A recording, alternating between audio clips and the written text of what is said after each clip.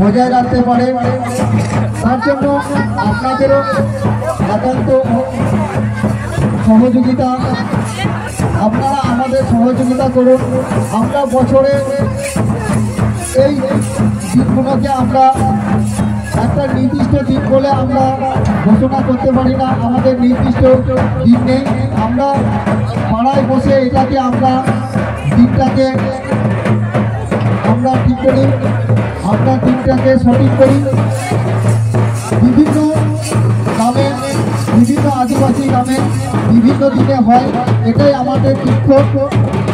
কারণ আমরা একই দিনে করতে পারি না, কারণ আমাদের কোনোরকম সরকারের পক্ষ থেকে আমাদের দিনটি ঘোষিত হয়নি। যদি সরকার আমাদের ঘোষিত করত হয়তো একই দিনে সেটাকে করার সম্ভব হতো। যাই হোক, আমরা আমাদের মতো করার চেষ্টা করছি বা করে যাচ্ছি। আগামী দিনেও যাতে আমাদের প্রজন্মরা এটাকে বজায় রাখতে পারে, আপনাদের তাই আমরা অনুরোধ করব, আপনারা সহযোগিতা করুন। এই পূজা, মহা পূজাটা যাতে দীর্ঘস্থায়ী হয়, দীর্ঘজীবিত হয়, যাতে কোনো রকম বিশৃঙ্খলা না ঘটে, তার জন্য আপনারাও আমাদের সহযোগিতা করুন। এইটুকুনি আপনাদের কাছে অনুরোধ রাখছি আমাদের পুজো কমিটির পক্ষ থেকে। চলুন, সকলেই সুস্থ থাকুন, ভালো থাকুন এবং আমাদেরকে সহযোগিতা করুন।